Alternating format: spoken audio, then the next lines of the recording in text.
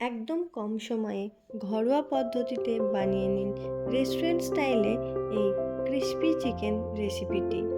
আশা করি রেসিপিটি আপনাদের ভালো লাগবে। আর রেসিপিটি সম্পূর্ণ দেখার জন্য ভিডিওটিকে অবশ্যই শেষ অবধি দেখতে ভুলবেন না। এই রেসিপিটি বানানোর জন্য নিয়ে নিয়েছি এখানে বোনলেস চিকেন। আর এই চিকেনটিকে লম্বা স্ট্রাইপে কেটে নিতে হবে।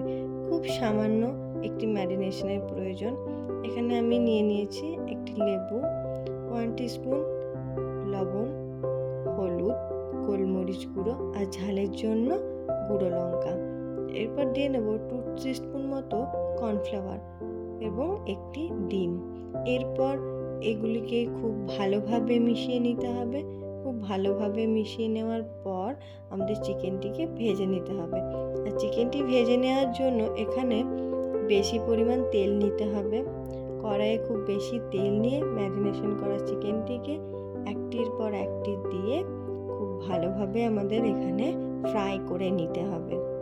চিকেনটি দিয়ে ভালোভাবে উল্টে খুব সুন্দরভাবে ক্রিস্পি করে ভেজে নিয়ে আমি চিকেনটি একটি পাত্রে তুলে রাখলাম।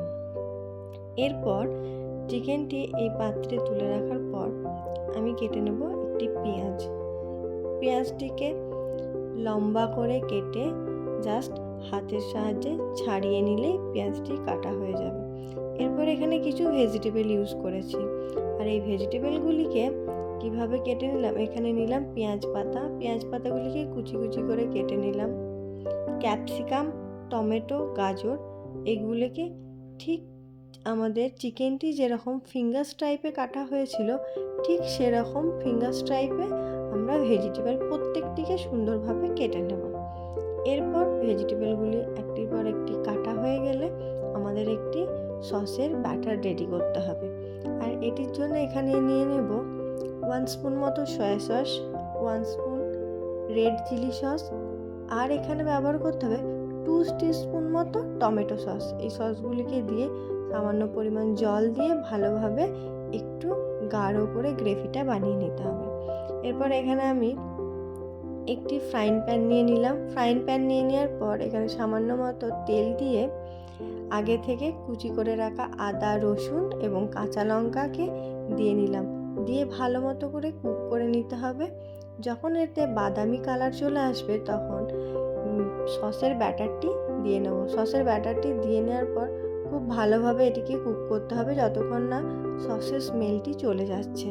এরপরে কেটে রাখা পেঁয়াজটিকে দিয়ে আর কেটে রাখা সমস্ত ভেজিটেবলকে দিয়ে একসঙ্গে 1 থেকে 2 মিনিট মতো আমি এগুলিকে কুক করে নেব।